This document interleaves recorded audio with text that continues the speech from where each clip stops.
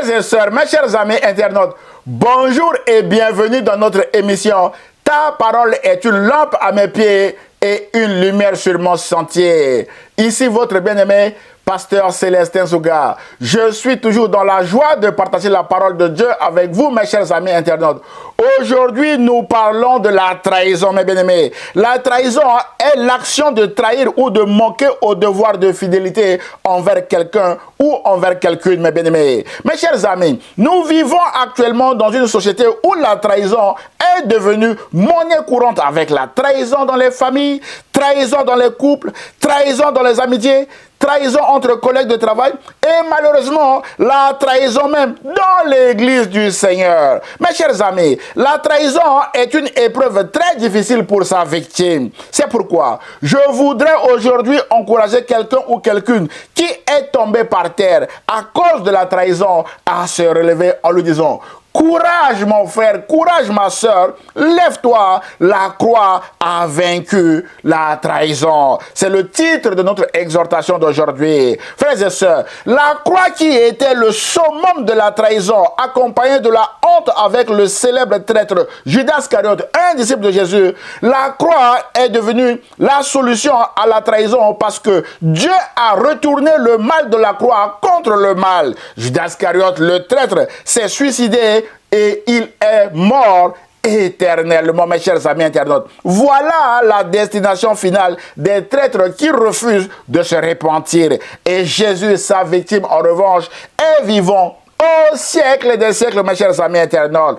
À l'apôtre Jean, qui était témoin oculaire de ces choses, Jésus a dit en Apocalypse chapitre 1er, verset 18 que « Ne crains point Jean, je suis le premier et le dernier et le vivant. J'étais mort et voici, je suis vivant au siècle des siècles. Je tiens les clés de la mort et du séjour des morts. » Mon frère, ma soeur, toute trahison, d'où qu'elle vienne, fait mal. Jésus en sait quelque chose. Mais le message de Jésus pour vous est celle-ci, mes bien-aimés Seigneur. Ne crains point, je suis vivant au siècle des siècles. Sous-entendu, vous pouvez compter sur moi parce que j'ai vaincu la trahison à la croix, dit Jésus. Mon frère, ma soeur, courage, levez-vous de cette trahison et tirez tous les enseignements sur ce que vous avez vécu et avancez avec Jésus qui est votre soutien parce qu'il est passé par la trahison aussi. Alors, pour vous aider, nous posons une seule question dans ce message, mon frère, ma soeur. Quels sont les enseignements que nous pouvons tirer de la trahison de Jésus par Judas Iscariote, mes chers amis internautes? Nous sommes dans notre émission Ta parole est une lampe à mes pieds et une lumière sur mon sentier. Nous allons répondre à cette question après le générique. Pendant ce temps, n'oubliez pas de vous abonner à notre page Facebook ou à notre chaîne YouTube afin de recevoir des alertes sur nos prochains messages. À tout de suite, mes bien-aimés dans le Seigneur.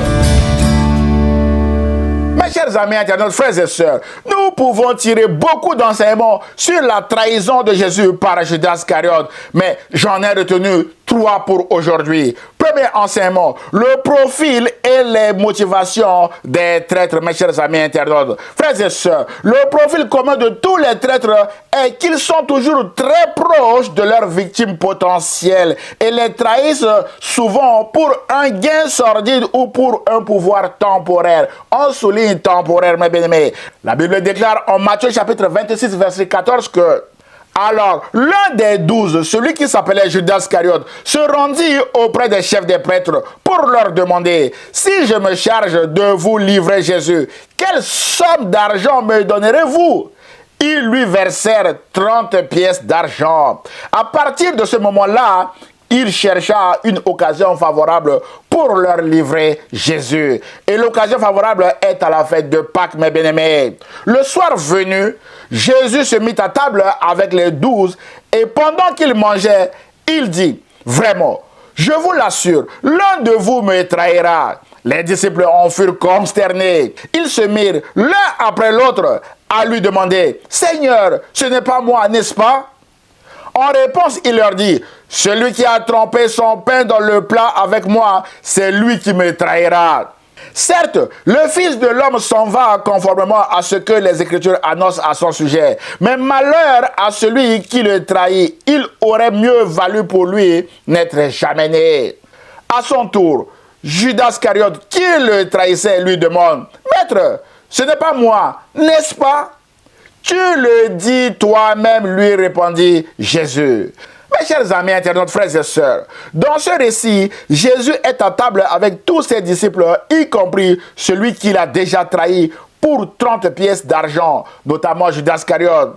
Nous en concluons que le profil commun à tous les traîtres est qu'ils sont toujours proches de leurs victimes potentielles, mes chers amis internautes. Autrement dit, c'est la personne qui a régulièrement mangé à table avec vous et chez vous qui vous trahira. C'est la personne qui connaît tous vos secrets qui vous livrera entre les mains des méchants. C'est la personne à qui vous faites totalement confiance qui vous trahira, mon frère, ma soeur. Et c'est la personne insoupçonnable autour de vous qui vous trahira. C'est pourquoi la majorité des cas de trahison se terminent souvent par la croix ou la mort de la victime, mes chers amis internautes. Frères et sœurs, la trahison a détruit des carrières, la trahison a détruit des familles, la trahison a détruit des couples, la trahison a même détruit des églises et la trahison a détruit des royaumes parce que les traîtres connaissent très bien leurs potentielles victimes et ne peuvent pas rater leur cible ou leur coup, mes chers amis internautes. La trahison a tenté de détruire le royaume de Dieu, mais Jésus a résisté, mes chers amis internautes, à cette trahison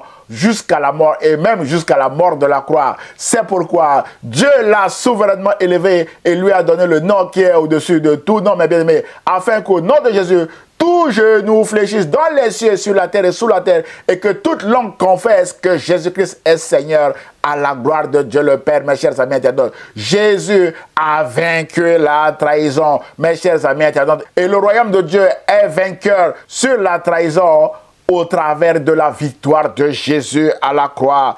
Frères et sœurs, le point fort de tous les traîtres est qu'ils sont toujours proches de leurs victimes. Rappelez-vous que Judas Iscariote, mes bien-aimés, était proche de Jésus. À ce titre, Judas Iscariote connaissait très bien l'agenda de Jésus et même sa position pour le géolocaliser. Judas Iscariote connaissait très bien où se trouvait Jésus, mes bien-aimés, c'est-à-dire sur le mont des Oliviers et plus précisément à Gethsemane avec les autres disciples. Et Judas Iscariote était en tête du cortège qui était allé chercher Jésus à Gethsemane. La Bible déclare en Matthieu chapitre 26, verset 36 à 50 que le traître avait convenu avec eux d'un signe en disant « Celui que j'embrasserai, c'est lui, saisissez-vous de lui. » Mon frère, ma soeur, faites attention également à celui qui vous embrasse régulièrement. Ce peut être un traître, mes chers amis internautes. Il se dirigea donc tout droit sur Jésus et lui dit « Bonsoir maître ». Il dit bonsoir à son maître et il l'embrassa comme il l'a prévu, mes bien-aimés du Seigneur. « Mon ami », lui dit Jésus, « ce que tu es venu faire ici, fais-le ». Alors les autres s'avancèrent et mettant la main sur Jésus, ils se saisirent de lui. Dans la suite de ce récit, Jésus sera condamné à mort et crucifié. Mes chers amis internautes, voilà comment se termine l'amitié de Jésus et de Judas Iscariote, mes bien-aimés. Et ce, à cause des 30 pièces d'argent, mes chers amis internautes, qu'il avait encaissé préalablement. Voilà sa motivation principale. Mais la bonne nouvelle est que Jésus a triomphé de cette mort et de toute domination et Jésus est ressuscité vainqueur. Aujourd'hui, Jésus siège à la droite de Dieu et son enseignement sur la prudence dans nos relations est encore d'actualité. Nous devons écouter Jésus, mes bien-aimés. C'est pourquoi ce message vise à réveiller votre conscience et votre prudence en cette semaine de la trahison en vous disant que, attention, les traîtres ne sont pas loin de vous. Les traîtres n'hésiteront pas à vous livrer pour un gain sordide ou pour un pouvoir temporaire. Mon frère, ma soeur, soyez prudent, comme Jésus l'a dit en Matthieu chapitre 10, verset 16 à 22, que je vous invite à lire chez vous. Jésus dit, « Voici, je vous envoie comme des brebis au milieu des loups. Soyez donc prudents comme les serpents et simples comme des colombes. Mon frère, ma soeur, soyez prudents parce que la trahison est devenue monnaie courante dans notre société et fait encore des victimes aujourd'hui. Et ce, parce que les traîtres ont aussi une seule motivation, gagner de l'argent au prix du sang de leurs victimes. Mais la bonne nouvelle est qu'un bien mal acquis ne profite jamais à son auteur. Mes bien-aimés dans le Seigneur, c'est le cas de Judas Iscariote qui fait l'objet de notre deuxième point aujourd'hui, mes chers amis internautes. Deuxième enseignement, un bien mal acquis ne profite jamais à son auteur traître, d'après Proverbes chapitre 10, verset 2. Mes chers amis internautes, frères et sœurs, la Bible déclare en Proverbes chapitre 10 au verset 2 qu'un bien mal acquis ne profite jamais. Seule une conduite juste préserve de la mort. C'est exactement le cas de Judas Iscariote. Judas Iscariote s'était enrichi sur le sang de Jésus seulement pour quelques heures avec ses 30 pièces d'argent avant d'être rattrapé par les multiples avertissements de Jésus qui lui disait en Matthieu 26, 24 que nous avons lu tout à l'heure que certes, le Fils de l'homme s'en va conformément à ce que les Écritures annoncent à son sujet, mais malheur à celui qui le trahit. Il aurait mieux valu pour lui n'être jamais né. Et c'est ce qui était arrivé à Judas Iscariote, mes chers amis internautes, un chapitre après, notamment le chapitre 27 de Matthieu, qui commence par le sort de Judas Iscariote.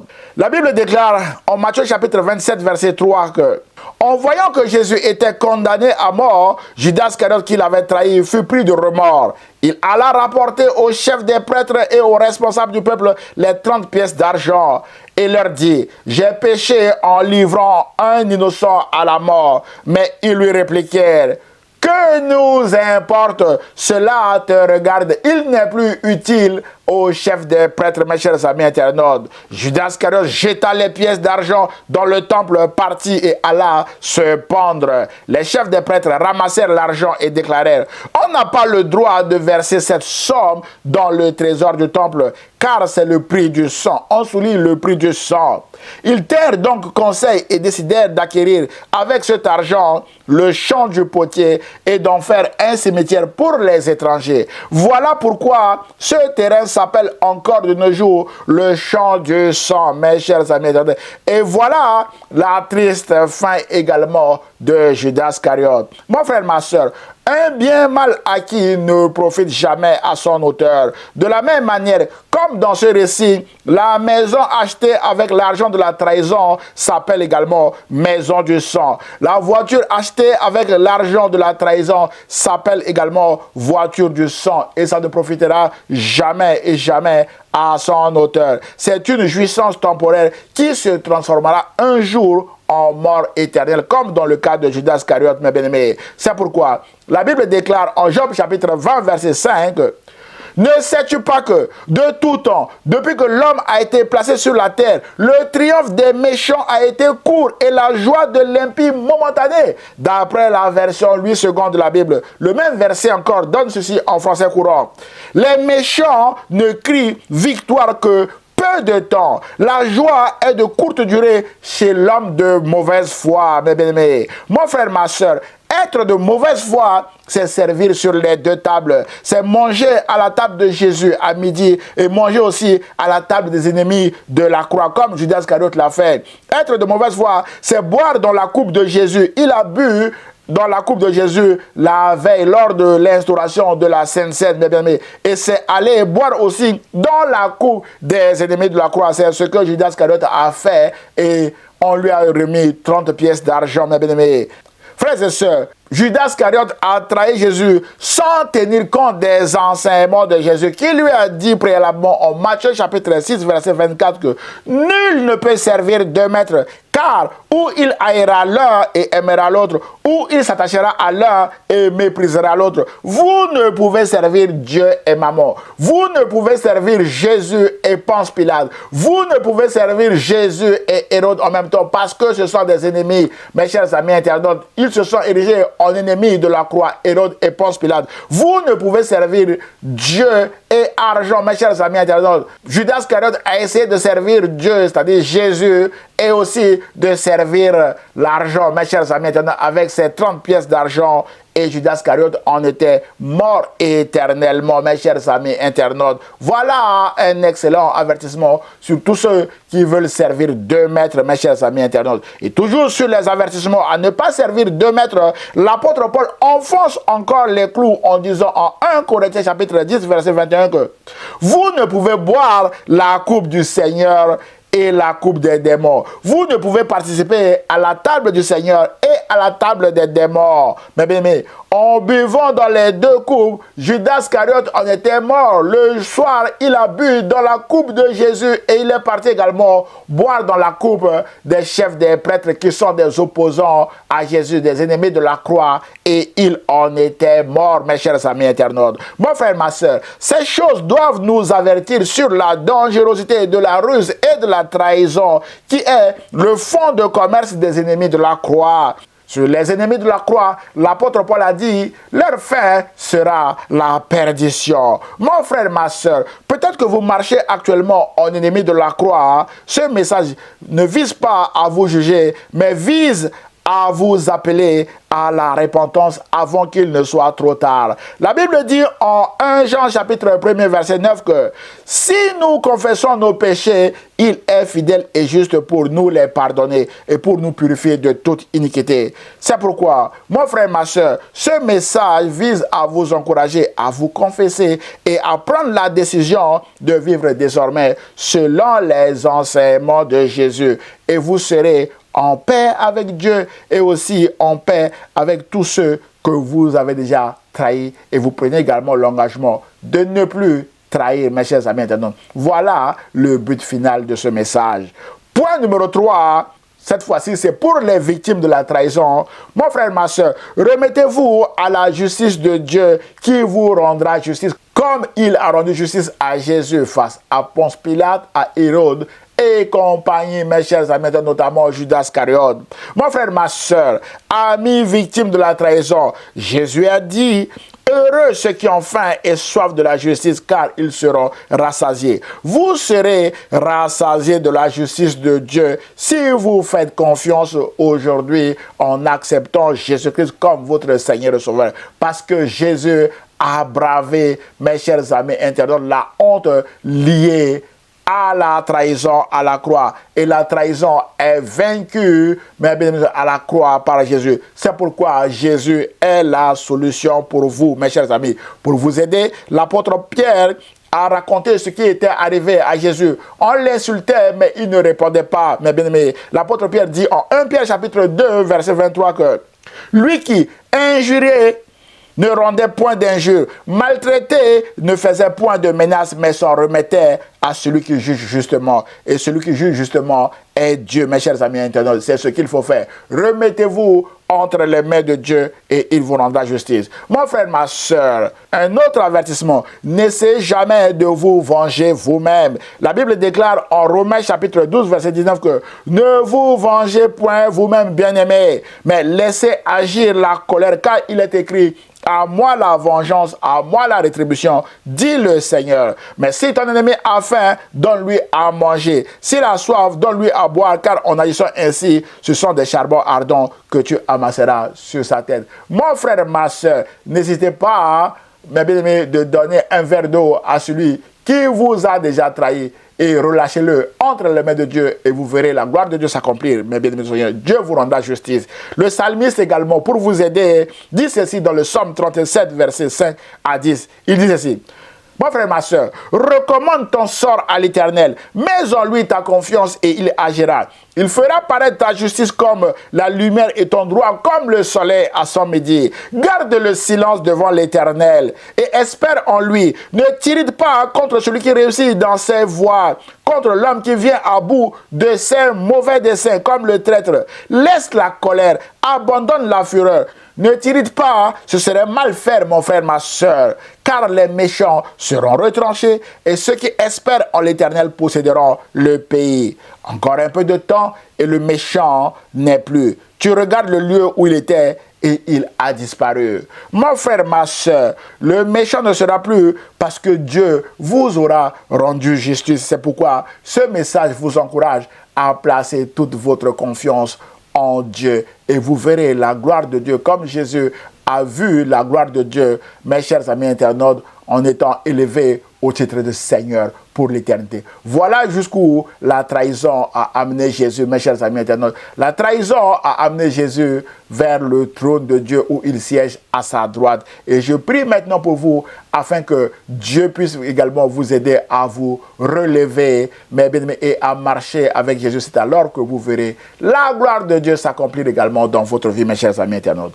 On conclut notre message. Mes chers amis, victimes de la trahison, prenez courage, levez-vous et marchez avec Jésus qui a vaincu la trahison à la croix et vous verrez la gloire de Dieu.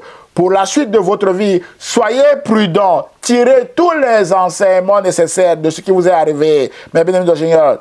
Et notez que quelqu'un ou quelqu'une qui vous a déjà trahi une première fois, il ou elle pourra encore vous trahir. C'est pourquoi faites du Saint-Esprit votre ami fidèle qui vous éclairera en temps réel sur tous ceux qui sont autour de vous afin de faire attention à ne pas succomber une deuxième fois à la ruse des traîtres qui sont partout autour de nous aujourd'hui. Rappelez-vous, mes bien-aimés, que c'est le Saint-Esprit qui a aidé Pierre à ne pas succomber à la ruse d'Ananias et de Saphira. C'est pourquoi soyez remplis de l'Esprit Saint. C'est alors que vous ne succomberez plus, mes chers amis internautes, à la ruse des traîtres qui gravitent autour de vous, mes chers amis internautes. Mon frère, ma soeur, peut-être que vous ne connaissez pas Jésus et vous êtes aussi victime d'une trahison qui vous fait honte et vous vous battez avec, mes bien-aimés Seigneur, cette honte tout seul ou toute seule. Notez ceci. La Bible déclare en Hébreux chapitre 12, verset 2 que « Gardons les yeux fixés sur Jésus, dont notre foi dépend du commencement à la fin. Il a accepté de mourir sur la croix sans tenir compte de la honte attachée à une telle mort, parce qu'il avait en vue la joie qui lui était réservée. Et maintenant, il siège à la droite du trône de Dieu. » Mon frère et ma soeur, Jésus a bravé la honte liée à la trahison et Jésus est la solution pour vous. C'est pourquoi ce message vous encourage maintenant à accepter Jésus-Christ comme votre Seigneur et Sauveur. Et Jésus lui-même vient vers vous à travers ce message parce qu'il est l'auteur et le consommateur de votre foi. Et Jésus veut vous donner la foi vous permettant de l'accepter comme étant son Seigneur et son Sauveur. C'est pourquoi ce message vous encourage à croire, mes bien-aimés dans le Seigneur, en Jésus-Christ. Parce que la Bible dit que celui qui croit en Jésus ne sera point couvert de honte, mes bien-aimés dans le Seigneur.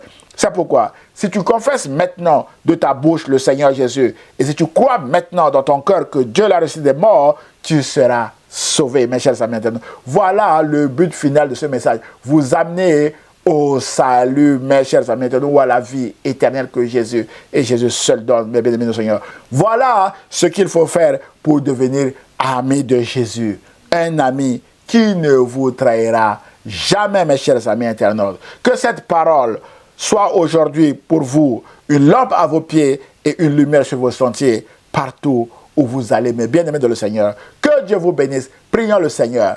Seigneur, je prie pour mon frère ou ma soeur qui est peut-être victime d'une trahison. Je prie afin que tu puisses aider mon frère ou ma soeur à relever et à continuer de marcher avec toi, à te faire confiance. C'est alors que mon frère verra la gloire de Dieu. Et je prie au nom de Jésus et l'Église protestante évangélique Philadelphie répond. Amen.